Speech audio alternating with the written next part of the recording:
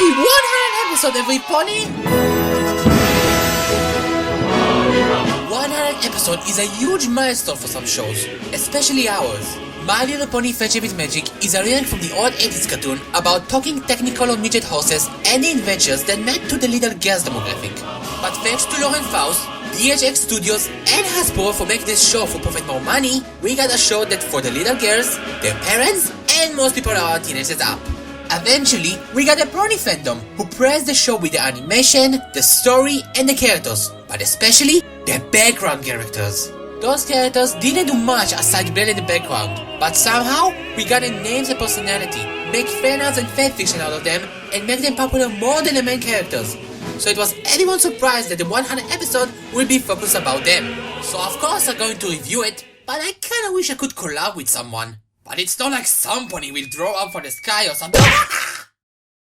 I also want 10,000 bits! Nothing! Oh, why I always get hit by dropping objects? Ow, stupid wings. Can't fly straight without crashing into a wall. Who the heck are you? Oh, me? I'm Neon Sphinx. Sorry about the roof. Not usually used to flying. And, you are... Oh, I'm dor20. I am P-analysis. What are you supposed to be? I'm a sphinx. A sort of human-animal hybrid. In my case, human head mixed with pony hooves, bird wings, and snake tail. Not that odd really compared to all the other freaky animals in Equestria. Yeah, makes sense to me. Okay then. So, what are you up to? Oh, I'm going to review the 100th episode, Slice of Life. Hey, since you're here, you wanna join and help? Oh, the triple-digit episode, huh? Okay, why not? Alright, so, episode 100. To be honest, for a show mostly for toy advertisement, they did a very good job reaching this point.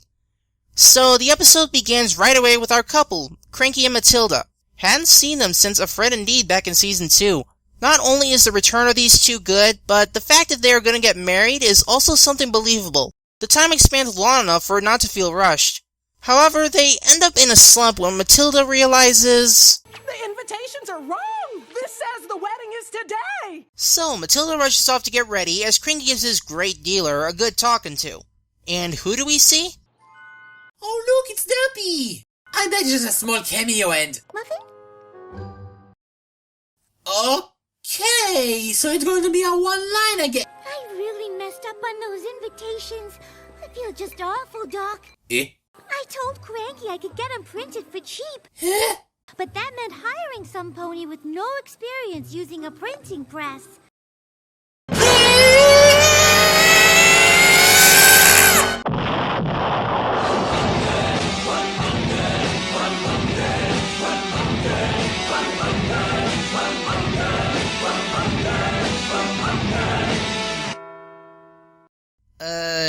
Dor20? You okay? Dor? Okay then. Well, apparently Bright Eyes is gonna be the main focus for this episode. Derpy talked! She actually talked! With sense and all! She didn't say a line ever since the last Walnut fiasco! How on crazy I think I got on with that! Okay, don't hurt yourself. But yeah, Bright Eyes, as Dor20 said, hadn't spoke a word since that particular episode, and since then has disappeared until Rainbow Falls. It's about time they gone out and gave that wall-eyed fan favorite a voice and larger role other than being some random source of slapstick or just a klutz. You got it! So Derpy, depressed from her screw-up, trying to get help from... Dr. Hooves! Oh boy. While not mentioned by name, yes, Bright Eyes does go and visit Dr. Hooves in order to get some help on her situation. And boy, when they went on to visit the doc's lab, it sure was a treat. Sure, it didn't prove that it was just Doctor Who ponified or that he had a TARDIS, but it does show that he has studied time travel, among other things. Is someone gonna help Dor20? Don't worry, I'm fine! You sure you don't want your eyes checked? You're spilling rainbows. Isn't it normal for ponies? And now, a message from Dr. Hartstrong. Hello, I'm Dr. Hartstrong, and I'm here to tell you that it is not normal for ponies to tear up rainbow in the eyes. Thank you, and good night. And now, back to the review. So when we think that the doctor going to do something timey-wimey, he actually going away to fix his suit. And since Verity is not at the boutique, he got help from... those guys? Great withering stallions, they've got style. Neon? Did you want to see the Big Lebowski ponies again? I didn't even know what the Big Lebowski was before this episode came along. But these three aren't interesting. And that pony's voice makes me want to sleep. Could I get the name of your incredible tailor? Oh yeah, man, his name is Me. Me. What an unfortunate name. No, man, like, I manufacture all my own garments. We all do, man. Well, we kinda stuck with them because the dude pony will help him to fix his suit only if the dog help him to win the bowling game. What the doctor have to do with bowling? I'm not even gonna think about it, I'm just gonna lob it. Nice! With courage!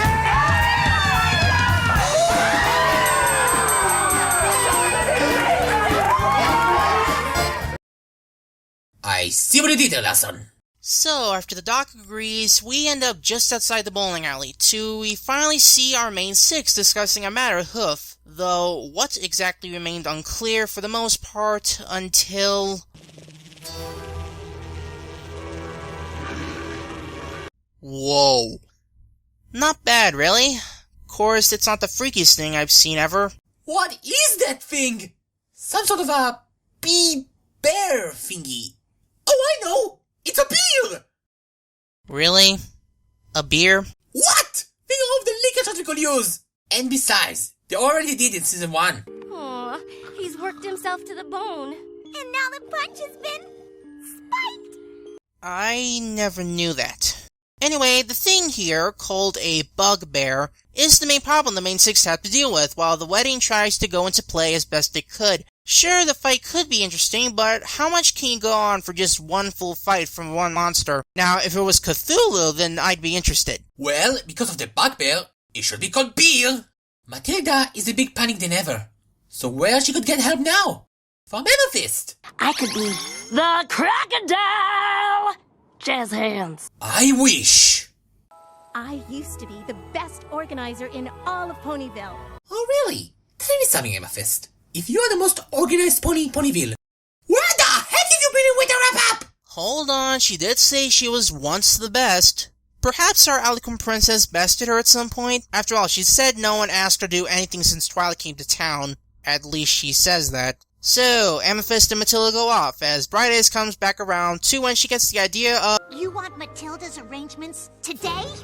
This is awful! The horror! The horror! Somewhere else, please! Look, girls! A broken stem on one of the zinnias! What? Oh, the horror! The horror! Wow, talk about a bad characterization. They could do better than get dramatic from every small thing. But at least was in sometime with the dog in some episodes. I don't need to tell you why, right? That doesn't fix anything. These three mares just faint over every detail thrown at them. And while the first time we saw them with Twilight it was decent, this is just a drag. So nasties! When Matilda said we needed this place ready by today, I was a little nervous. With you by my side, I knew we'd get it done in time. There is nothing like a best friend, is there? Sure! You best friends! Best of the best! The besties! And did your friendship save Equestria from eternal night, chaos, invasion, and annihilation? I don't think so. But one thing that did bother me was this part. What was that? There's some monster attacking Ponyville or something.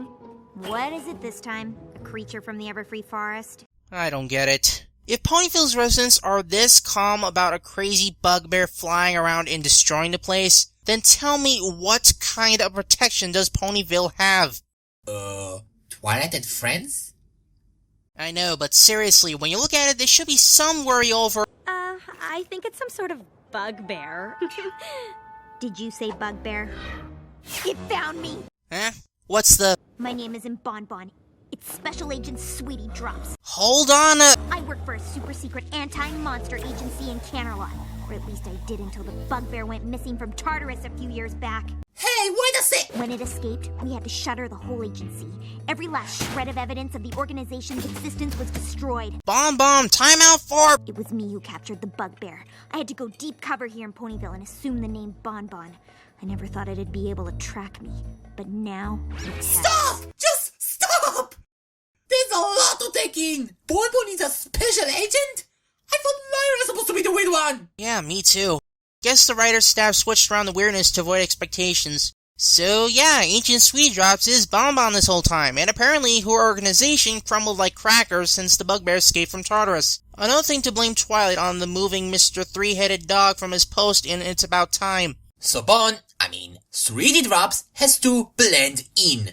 Well, that explains her voice changing to after serious. Unless she's a changeling, I don't think so. But this huge new source of information does give fans something new to grasp onto for Lyra and Bon Bon other than the human-obsessive unicorn.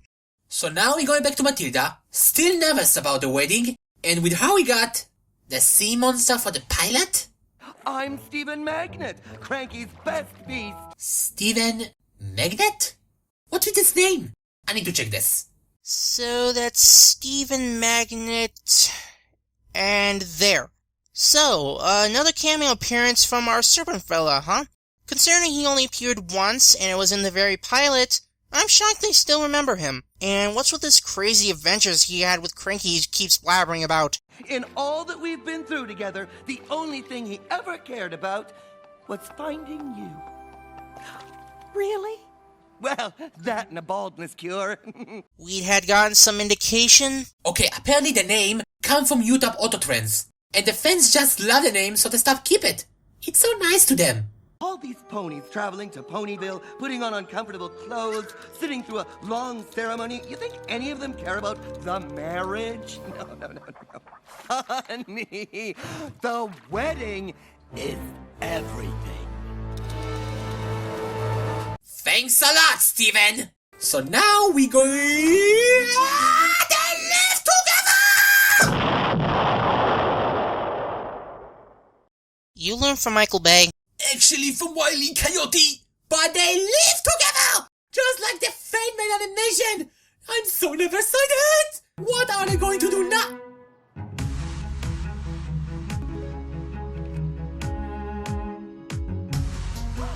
That's more like it. Well, I'm dead now. Not again. So, this little sequence is very catchy, I must say. Nice visuals and some good playing from Final Scratch and Octavia. These two kinda popped up at least once through the episode, Final bringing the Dr. Bowling and Octavia in the crowd talking to the CMC. And here we got them together. Shipping. How cute. Oh, what is this sheep? Is that Vanilla Tena doing duet? I thought you were dead. It got better, but still, there's no way to get up it. I'm going to be late for the wedding. Never mind. Wait, isn't that Battle Mesh and the other two from the Hearts and Hooves Day episode? Seems so, along with many other little bits and cameos which literally make this jumping the shark. And as they go through... Wait, did you see something? See what? The Twycan? Yeah, it was a good... No, not that. The other thing, with the screen before the jump. Hold on, rewind it and slow it down. What? What the heck is this? A bunch of DHX people with horse heads. Okay, I'll work with that. Now there's no way to get up Dana! What is life? Is it nothing more than the endless search for a cutie mark? And what is a cutie mark but a constant reminder that we're all only one bugbear attack away from oblivion? And what of the poor gator, flank forever blank, destined to an existential swim down the river of life to an unknowable destiny? What the hell was that? I don't know, but I like it. I don't know either, but... yeah. So, finally, everything calming down at the wedding building, and we get even more scenes from the royals. What do you mean you left it on the counter? I thought you were bringing it. Well, this is just one wonderful. I like both of those clips because it shows how Celestia and Luna act like her real sisters, and we see the emotional side of shiny armor. A bit too emotional and over the top, really. But with everything fine... Wait! What about the doctor? Did he get his suit fee? My suit has vanished and this was the only thing left in my closet. Yeah! The fourth scarf! This is so epic! Great wickering stallions! Look at the time. We'd better get inside. Allons-y! He said it! He said it! Well, is every pony here? Hey, Bright Eyes, you forgot some... Oh, No? Layer.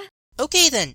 So we finally start the ceremony and we got Mayor saying something really important. It's remarkable to me how a story like Cranky's Search for Matilda could fill this room with such a unique collection of ponies. It makes you realize that every pony is the star of their own story. A well-profound message indeed.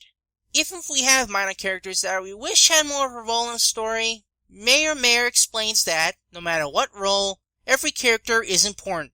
Be it the main protagonist or just a one-shot character. They're important all the same. So with that, the episode ends with a new couple and fireworks of love. So there was Slice of Life. Well, Neon, do you want to know what I really think about that? Will I need to call the medic? Well... It's not that great episode. What? You fainted over 3 times now over fangasming. And after everything you said, you don't think this episode is any good? Elaborate. Well, I did fangasm all over it, like any true fan did when watching this. But after you clamming down and thinking, you realize that the story wasn't that great. The main story is Cranky and Matilda trying to get married. But we don't much see any of that except for small clips, or the rest of the problems all over the place. And not much of them move the main story whatsoever. You know, when you took that deep breath, I was so ready to give 911 a call. But after all that, I'm surprised. Not saying I find this the best episode ever, but the fact that you saved yourself from fainting. Again. But yeah, this episode is all over the place. Multiple plot points jumping around, new info that doesn't go anywhere that much, and the actual main plot not being focused on too much. But the key idea for this episode was mainly that grand thank you letter towards the fans of the show. It being good depends on the brony, but it's a decent one nonetheless. That's right. Even though it's not a great episode, I enjoy all the things they did to us. All the paying and ideas I saw in fan videos, fan comics, and fan fiction become canon in the series. And this episode exists thanks to us, the fans. So even if Slice of Life is a guilty pleasure, it's an episode that I will watch again just to see those backwards pony talk again. Well, that's all you got today, folks. I'm dor20, and I'll see you soon! And I'm Neon. I'll see you all later. Neon out.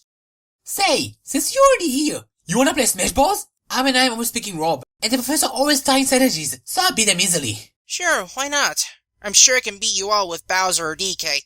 Oh yeah? You no match for my Luigi and Greninja. We'll see about that.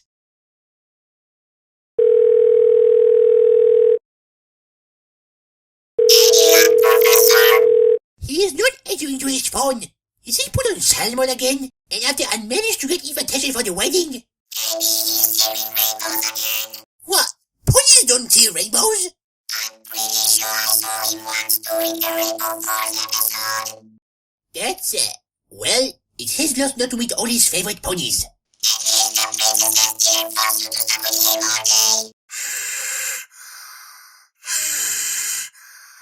You should be proud to do such a task. Just do as they told you. I'm going to have fun.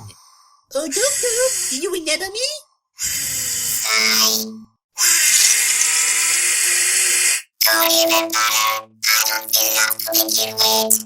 Russian, fuzzy, cousin, nothing, fuzzy, nothing, green, Christmas.